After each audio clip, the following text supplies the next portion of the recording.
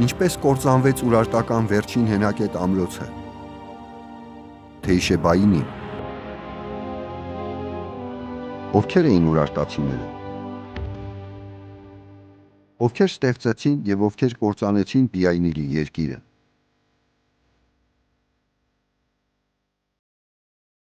Ովքեր էին նրա կառավարիչներն ու հպատակները,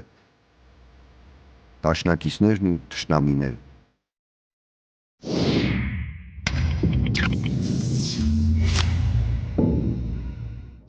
Մեր նախորդ հաղորդման ժամանակ Զվարթնոցի թանգարանի հարևանությամբ մենք հանդիպեցինք հետաքրքիր սեպագիր արձանագրության։ Այժմ ես նորից այստեղ եմ, այդ արձանագրությունը ձեզ ներկայացնելու և նրա հետքերով նոր առեղծվածի ետևից գնալու համար։ Այս հովտի հողն անմշակ էր, չկար ոչինչ, ինչպես որ Խալդին ինձ կարգադրեց, ես Իլդարունի գետից ջրանց կանցկացրի, այս խաղողի այգին տնկեցի, հրամայեցի դաշտերը մշակել և սկսեցի քաղաքի կառուցումը։ Ես Ռուսան եմ, Արգիշտիի որդին, հզոր թագավորը, մեծ թագավորը, աշխարհի թագավորը։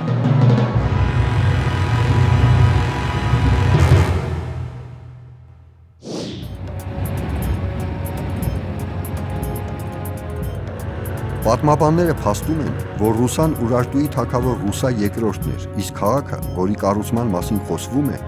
մեր թվարկությունից առաջ 7-րդ դարում հիմնադրված Թեյշեբայինին։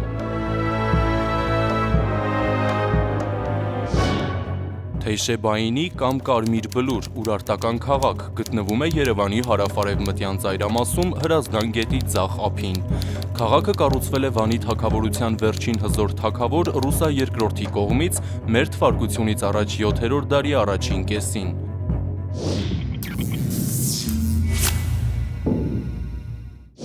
Որպեսզի բացահայտենք Ուրարտուի վերջին հենակետ ամրոցի Թեյշեբայինի գրավման առեղծվածը,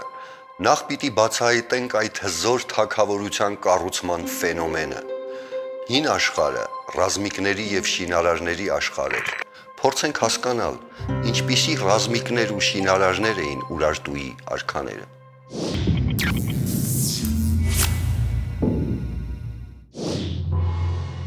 Ուրարտուն Քրիստոսից առաջ 9-ից 6-րդ դարերում հայկական լեռնաշխարհում գոյատևած հզոր մի թագավորություն է։ Այն ավելի քան 2500 տարի մատնվել էր մոռացության։ Տասնյակ ու հարյուրավոր ազգեր ու պետություններ են վերացել հազարամյակների ընթացքում։ Ուրարտական քաղաքակրթությունն էլ հավանաբար նույն բախտին կարժանանար, բայց մոռացված այդ երկիրը մի անակնկալ հարվածով ասես ջրի երես դուրս եկավ, երբ այս բլուրին դիպավ հնագետի բրիչը։ 1940-ականներին Կարմիր Բլուրում աշխատող հնագիտական արշավախումբը գլխավորում էր Էրմիտաժի թանգարանի այն ժամանակվա տնօրեն Բորիս Պյատրովսկին։ Շարունակվում են Կարմիր Բլուրի պեղումները։ Մեր մոլորակի հնագույն քաղաքակրթության հետքերը կան այս հողում։ Եվ թափանցելով դարերի խորքը, ակադեմիկոս Պյատրովսկին հիացավ Ուրարտուի հրաշալի արվեստով, իսկ պրոֆեսոր Տոկարսկին հմայվեց հայկական խաչքարերի նրբագեղությամբ։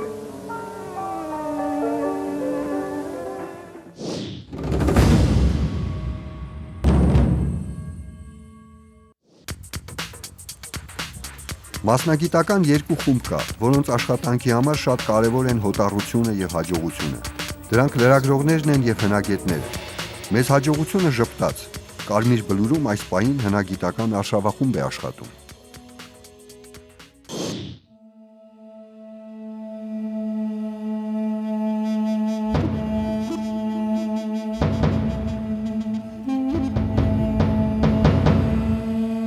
Ուրարտուն համարում են ամրոցային քաղաքակրթություն։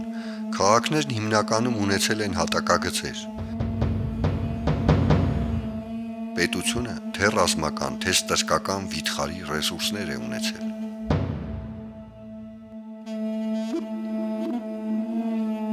Այստեղ տեսնում ենք մենք հարավային դարպասը, որը իրենից ներկայացել է քարե մի պարկ, որտեղ հարձակվող թշնամին փաստորեն խառնվել է, իսկ վերևից պաշտպանները, որոնք գտնվել են գուցե 15-20 մետր բարձրությամբ պարիսպների վրա, նրանց խոցել են նիզակներով, նետերով, քարերով, ինչով հնարավոր է։ Այսինքն ստեղծվել է մի իրավիճակ, որ հարձակվող ուժերը առնվել են ակցանի մեջ։ Պատկերացրեք, վերջապես մեծ զոհերի գնով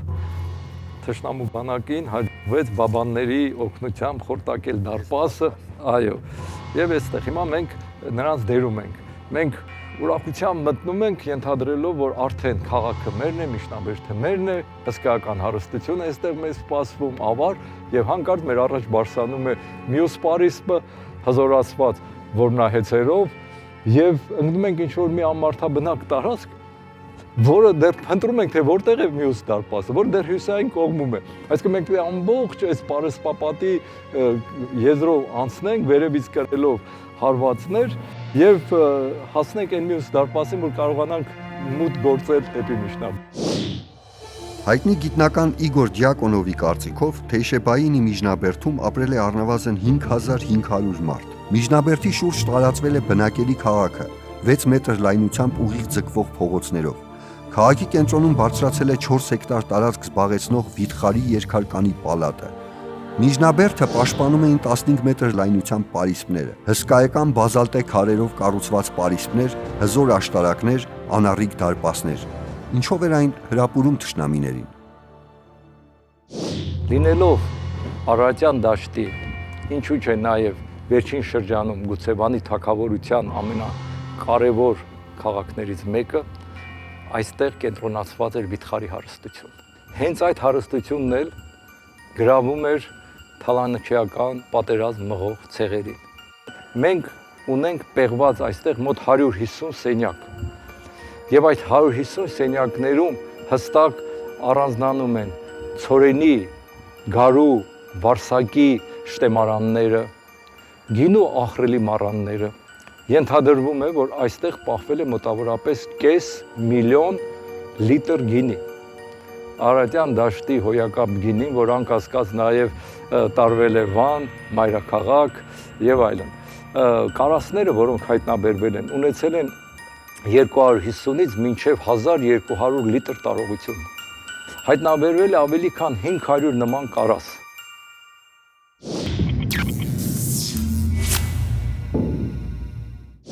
Ռուսա երկրորդը իր կառուցած քաղաքը անվանեց Թեյշեբա Աստծո զինանոց։ Իմացանք, որ ամրոցը գրեթե անառիկ էր։ Եթե դա այդպես է, ինչպես կարողացան գրավել այդ հզոր կառույցը։ Մինչև այժմ ընդունված տեսակետն այն է, որ ամրոցը գրավել են սկյութական ցեղերը գիշերային մի հարձակումով։ Փորձենք հասկանալ, ինչպես է դա հնարավոր։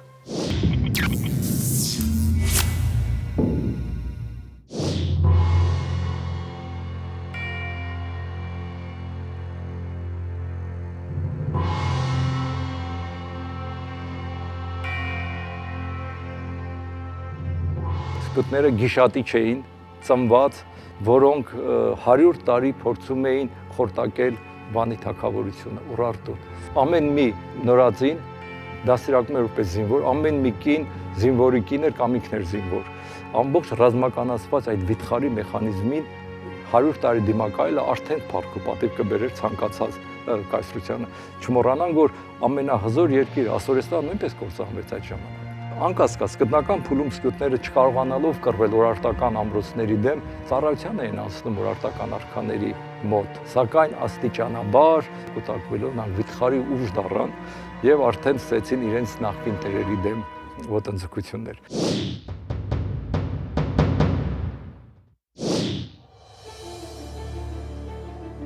Իսկ ինչ են ասում փաստացի գտածոները։ Կարմիր բլուրի հյուսիսային դարպասի մոտ հնագետները հայտնաբերել են մեծ քանակությամբ սկյութական նետասլակներ։ Դա էլ դարձել է հիմնական փաստարկը, որ քաղաքը գրավել են սկյութները։ Բայց նույն հնագետները պնդում են, որ այս ամրոցում եւ ուրարտական այլ ամրոցներում բազմաթիվ են սկյութական իրերը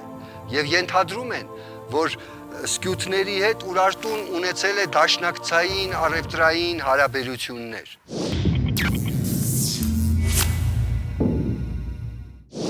Միթե դաշնակից սկյութները մի գիշերում թշնամի դարձան եւ գրավեցին Ուրարտուի թագավորությունը։ Փոքր-ինչ կասկածելի է թվում։ Միգուցե ուրարտացիները այլ թշնամիներ ունեին եւ հարձակումը ամենևին էլ ամրոցի հյուսիսային կողմից չի եղել։ Մեզ դարձյալ օգնության են գալիս գտածոները։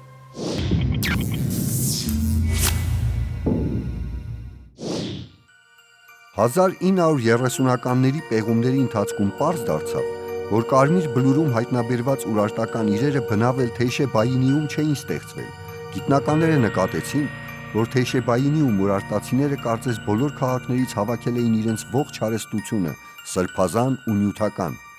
Ինչու՞։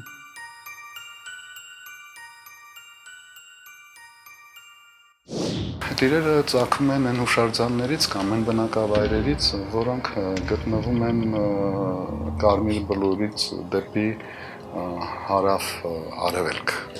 Եզրակացությունն այն էր, որ երբ բանակը մեր հակառակորդ շարժվել է դեպի հարավյան դաշտավայր, այն քաղաքը, որ պիտի նվաճվեր, տեղափոխվել է մոտակա հյուսիսում գտնվող քաղաքը։ Հետո էլ ավելի հյուսիս, ի վերջո իրենք հավաքվել են Կարմիր բլուրում եւ Կարմիր բլուրում էլ ստերոթին կործանվել են։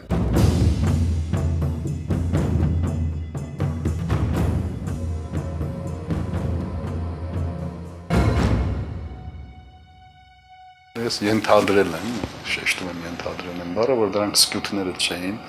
սովորաբար ենթադրվում է, որ սկյութներն են ավիրել, կործանել Կարմիր բլուրը, դրանք մեդացիները չէին, ստերևույթին, եւ ամենայն հավանականությամբ այդ բանակը պետք է լիներ Աքեմենյան Երանի զորքեր։ Ում զորքերն էլ տապալած լինեն այս ուրարտական ամրոցը, ինչու պիտի ոչնչացնեին քաղաքակրթությունը, մշակույթը։ Սովորաբար նվաճողը յուրացնում է պարտվողի ունեցվածքը, մշակույթը, բայց այս պարագայում կարծես ժողովուրդը վրեժ է լուծել վերջնախավից, մերժելով նրա մշակույթը։ Փոխվել է լեզուն, վերացել են նախկին աստվածները, կամ էլ միգուցե գործ ունենք մի այնպիսի ֆենոմենի հետ, որ կոչվում էր կայսրություն։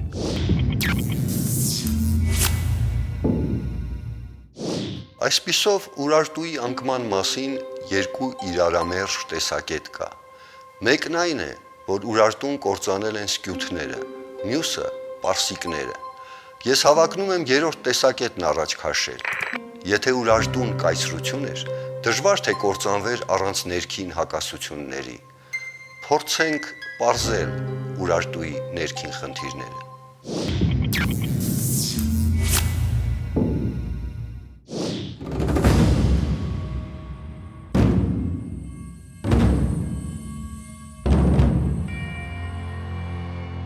Մեր Հայաստանի տարածքում, երբ պեղում ես, տեսնում ես մի հնագիտություն, մի մշակույթ, որը ոչ մի կապ չունի ուրարտականի հետ։ Երբ գալիս է ուրարտական արքան, ստեղծում է իր ամրոցները, իր տաճարները, իր քաղաքները, իր ջրանցքները, սրանք ոչ մի կետով չեն համապատասխանում տեղական մշակույթի հետ, նման չէ։ Նրանք Վանի շրջանել են եկել ուրիշ տեղից։ Այսինքն Վանի շրջանի հնագիտությունը մինչև Ուրարտուի եղել է այնպես, ինչ որ Հայաստանը, մեր Հայաստանը։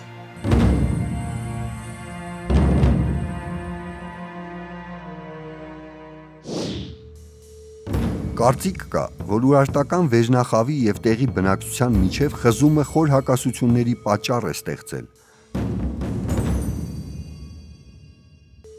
Միգուցե ուրարտական թագավորության վերջին հենակետի գրավման կենտրոնում կանգնած էր հենց հայ էթնոսը։ Ուրարտական քաղաքակրթությունը իր զարգացման ինչ-որ մի փուլում, դա կարող է լինել ստերոթին 6-րդ դարը, անկում է ապրում, եւ անմիջապես դրանից հետո մենք գործ ունենք մեկ այլ անուն կրող թագավորության հետ, որը կոչվում է Արմենիա։ Իսկ Մովսես Խորենացու մոտ այդ թագավորությունը կոչվում է Մեծ Հայք։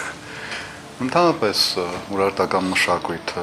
մշակույթի այդպես անակնկալ, այդ տեսակ մշակույթի ձևավորման խնդիրը ընդհանրապես առեղծված է, որ այդ բազմազգ ասենք, բազմէթնոս պետությունը, որը գրավոր տեքստերից ակնառու է, որ տարբեր ժողովուրդներ էին բնակվում 9-7-րդ դարերի ընթացքում հայկական լեռնաշխարհում, հանկարծ 6-րդ դարում հիշատակվում է որպես Հայաստան, իսկ 2-րդ դարում ամբողջ հայկական լեռնաշխարհի բնակչությունը դիտարկվում է Ստրաբոնի կողմից գոնե միալեզու, ինքնին առեղծված է այս պրոցեսի արագությունը։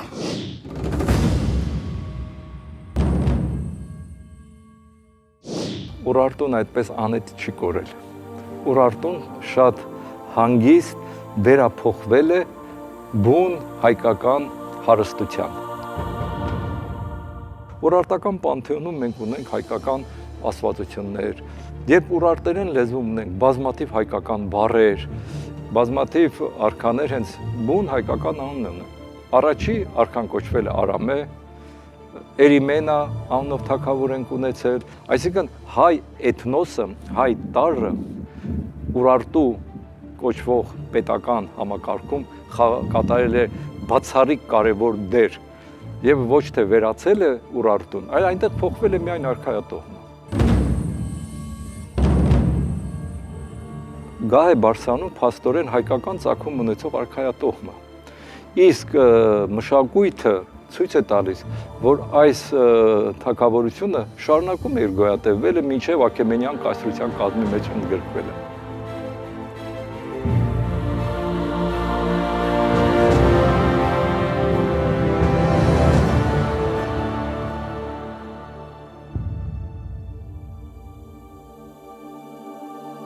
Երբ ընթերցում ենք ուրարտական արքաների սեպագիր արձանագրությունները, տպավորություն է ստեղծվում, որ պալատական գրիչը բովանդակությունը թողնելով նույնը փոխել է անունները՝ Արգիշտի, Մենուա, Ռուսա։ Նրանք բոլորը Աստծո ընտրյալներ են, հզոր թագավորներ, փայլուն ռազմիկներ, անզուգական շինարարներ։ Իսկ ով է շարքային ուրարտացին։ Այս մասին արձանագրություններում ոչինչ չկա։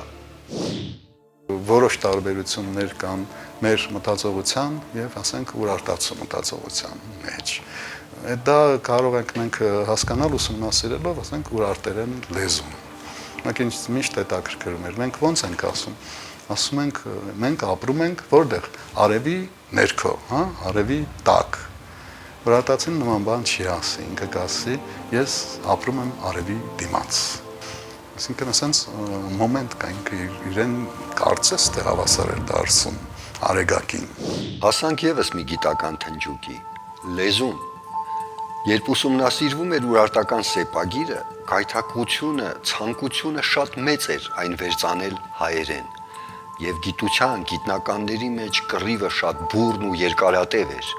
Սկսած Պիատրովսկուց, Դյակոնովից, մինչև Աճարյան, Ջահուկյան եւ անգամ մինչև մեր օրերը։ Դե պարզ է, առաջին հերթին մտածում են հայրենի մասին։ Եվ սկզբից կասկած չկար, որ դա պետք է հայրենը լինի։ Բայց երբ որ նայում ես հայրենի եւ հնդեվրոպական, կարծես թե չուներ լեզուն, պետք է տարբերակել հետո կայսրության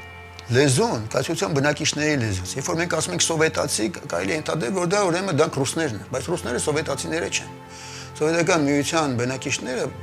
եղել են բազմաթիվ էթնիկական խմբերի պատկանող, կայսրությունը միշտ այդպես է բնորոշվել, իրարից շատ տարբեր։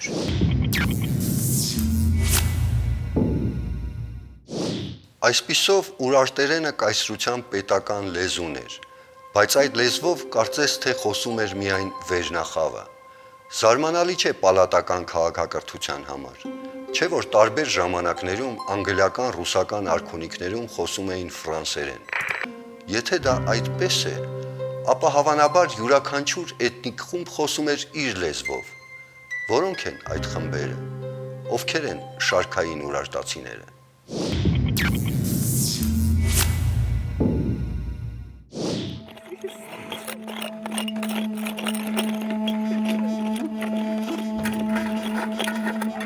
Շատ հարցերի պատասխաններ դեռ թաքնված են հողի շերտերում։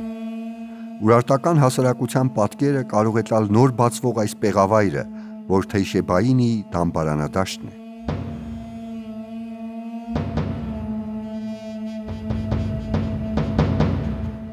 Այս պեղումները դամբարանների մեզ հնարավորություն են տալիս բացահայտելու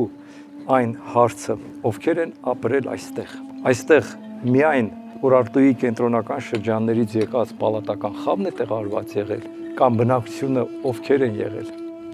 Անկասկած այստեղ եղել է սոցիալական տարբեր խավերի մարդկանց թաղումներ։ Այն ինչ որ մենք պեղել ենք, դա միջին խավի գերեզմաններն են։ Եթե մեզ հաջողվի հայտնաբերել նաև վերնախավի թաղումներ, ապա այս դեպքում մենք կարող ենք բաղդատել եւ փորձել իմանալ տեղաբնիկների ծեսը ինչ հարաբերակցության մեջ է եղել, ասենք պալատական խավի թաղման ծեսից, որին հատուկ է եղել դիակիզում, ասենք։ Տեղաբնիկների եւ վերնախավի միջև ռազմական բախման մասին որևէ փաստ գտածո դեռ չկա։ Սա մի վարկած է, որ կարող է անել 21-րդ դարում ապրող մարդը, որ բազում կայսրությունների կործանում է տեսել։ Պալատական քաղաքակրթությունն էր նաև ուրարտական քաղաքակրթությունը, այսինքն տիրապետող խավի ստեղծված մշակույթներ, որը կարգավորում էր որոշակի ֆինանսական, գաղափարական, իրավաբանական, իմպուլսներով անդադ վերահսկողության տակ էր պետությունը։ Այդ կառույցը, որ փլվեց, կարծես թե ինչ որ ձևով փլվեց նաև այս ամբողջ այդ աշխարհը, ոնց որ թե փլվեց։ Շատ լավ օրինակ է այս մեր աչքի առաջ սովետական միությունը։ Իսկապես ուրարտական եւ սովետական կայսրությունների միջև կապը ցնցող է։ Ես կասեի միստիկական։ Ուրարտական ռազմի աստծո Թեյշեբայի արձանիկը լույս աշխարհ եկավ դեռ 1941 թվականի հունիսի 21-ին։ Հաջորդ առավոտյան 1941 թվականի հունիսի 22-ին Սովետական միության տարածքում գերմանական ռումբերի որոտը ազդարարեց հայրենական մեծ պատերազմի սկիզբը։